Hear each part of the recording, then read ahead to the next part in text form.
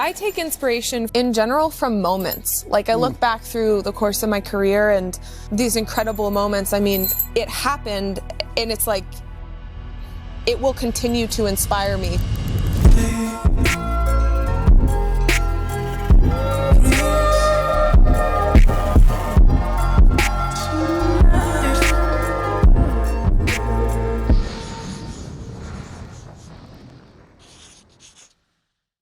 Moving right along, season 3, episode 5, final episode.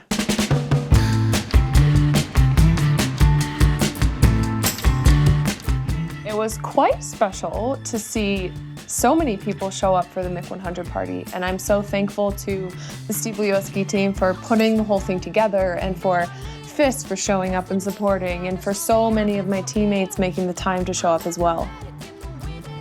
Breezy said a few words that were so meaningful for me, and we all got to connect with a lot of our team and organization's biggest supporters and donors. It was a really cool opportunity to bring everybody together after such an incredible season for our team.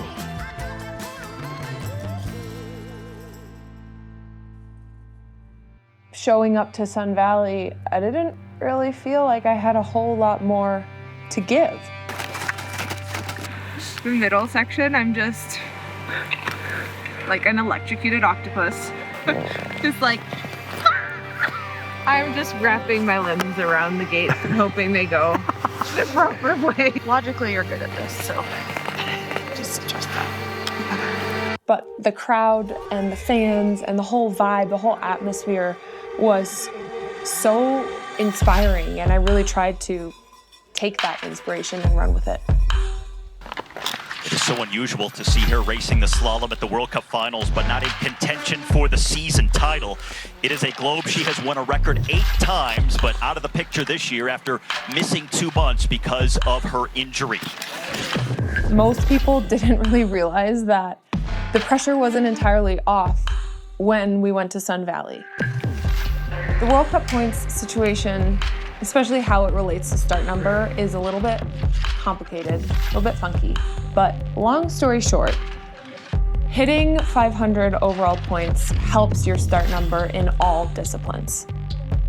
And that was a really big goal for me, to finish off the season hitting the 500-point threshold to help with my GS start number for next season. So that added a sense of urgency for me for that final race.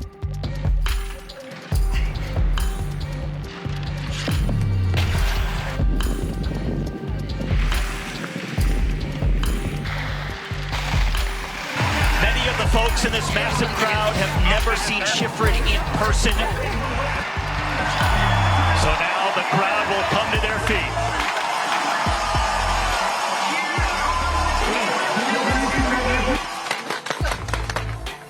Mikaela Shiffrin is a skier who has not only moved the needle, she has reset the dial. And just a few weeks ago, earning her 100th career World Cup win. And then after that, breaking the record for most ever podium finishes on the World Cup. And that followed a 2-month injury layoff. And now, trying to cap the season here at home. And she's been here training for a while. She told Heather that she was going to be nervous and that she was expecting a rough ride.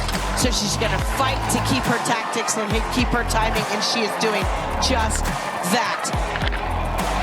Almost perfect, great timing, finding the rhythm, slight and powerful on her skis, carrying momentum down the hill, calm upper body, great skiing. And the lead swelling. Shiffrin expanding her remarkable legacy in front of a roaring U.S. crowd. It's another run for the ages. And now 101 World Cup wins for Mikaela Shiffrin.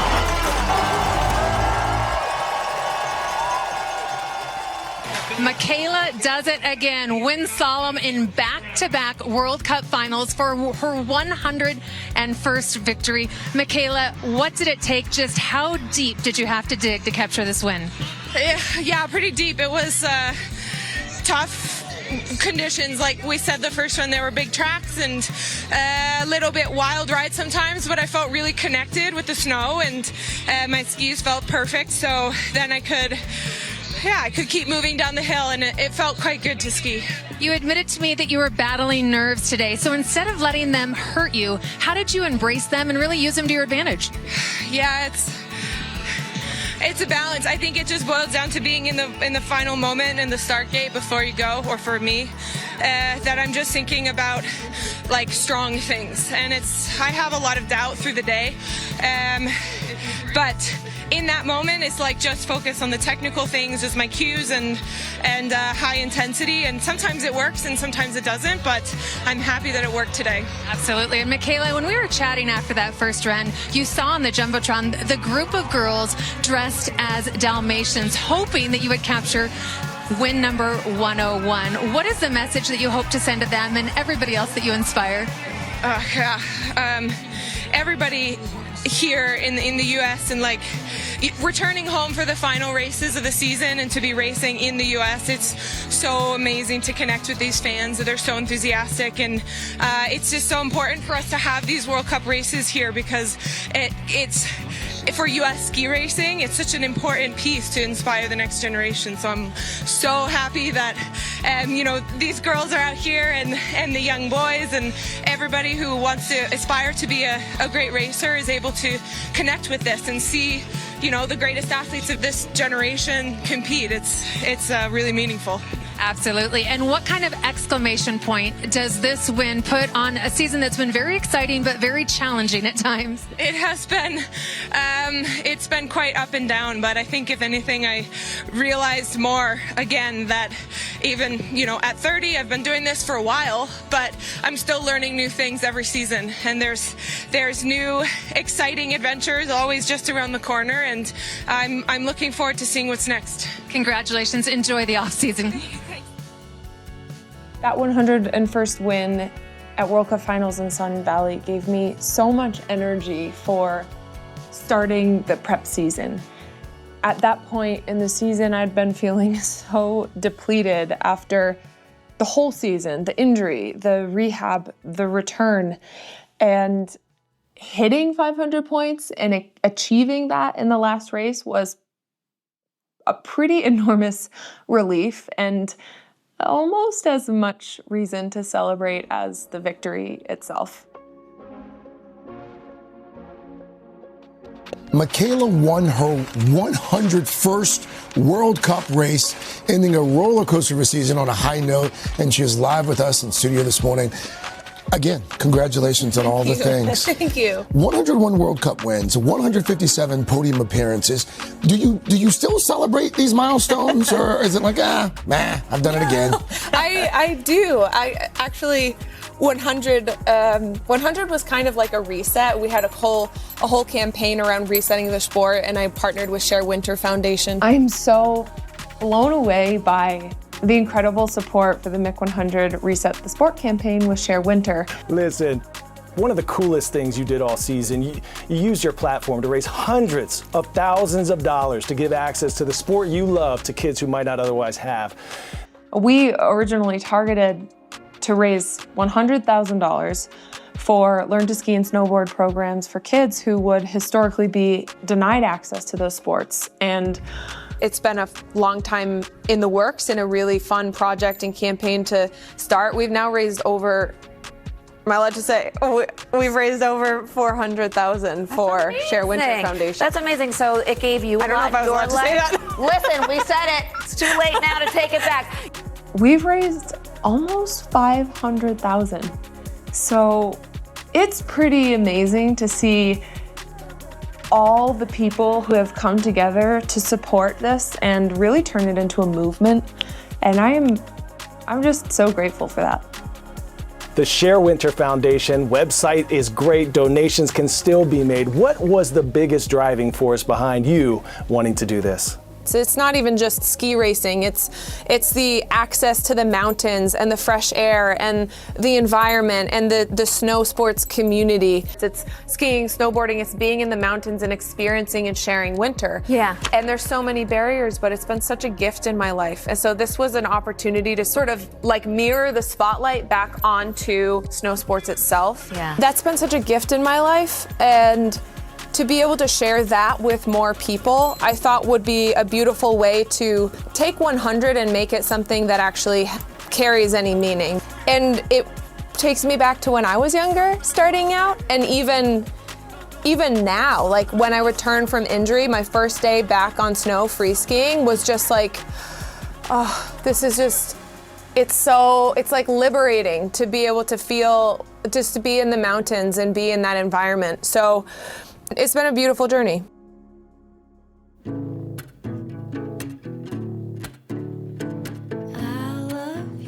So after World Cup finals, I got to take a little bit of recovery time and go visit Alex. And oh my gosh, I just loved being able to spend some quality time with him. We watched some movies, we went for easy walks, we just chilled in the evening sun on his terrace. It was just so peaceful and such a wonderful way to kind of come down after this entire season of craziness.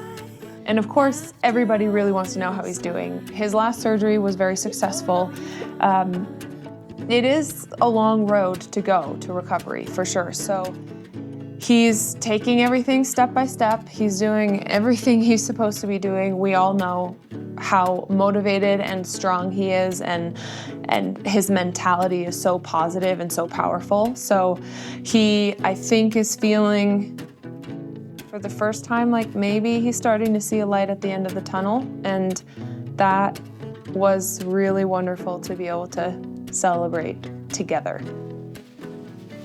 So now it's been a few weeks since the World Cup finals in Sun Valley, and it's time to get back on snow and start our first training camp of this official prep season.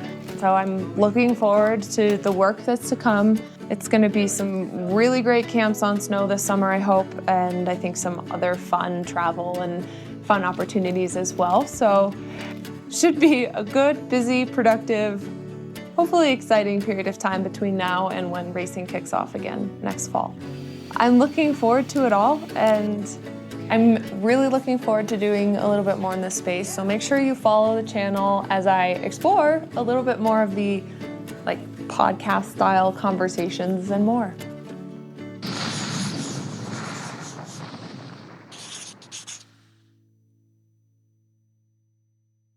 No, it was good. Like this run, I was like, okay, I think I can take some feedback now. Of course, all the coaches had left, so you're right where you're supposed to be. Thanks. It might have had something to do with my dream last night. What was your dream last night? I kept skiing a slalom course and I couldn't make literally one single gate in it. You know, well, I'm gonna address the shit out of this after, not right now. Next week. Yeah. After our Oakley shoot on the 28th. I'm gonna address the shit out of my problems. Eventually. At some point. Ideally before next season starts. I can make it around the gates. And I can do it with a little bit of quickness. Okay. Robbie and Lucas are like, could you hurry up? Have fun down there. Abundance. Mikaela, the gate. Mikaela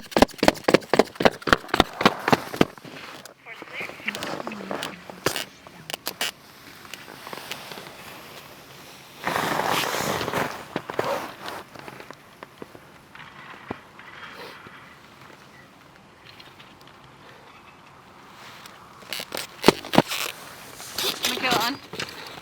And I think we just, the next 3 sessions solemn, we just keep moving in these sort of weird feeling, like uncomfortable, unnatural feeling. Mate, it's like you're learning, you know, and this is, you know, with what goes into your spine. And like the thing that I would like to get better at is to inspect it and to understand it and to be able to get to my quicker skiing on the sooner, obviously. Good. No, but amazing session, and you did ski extremely good. Yeah, thank Because you. like it's quick, you know, and like we know that you can be quick from your legs, but when the speed is involved, it's a different game. Yeah, when it feels like you almost don't have enough time to make the turn. Yeah. No, great session.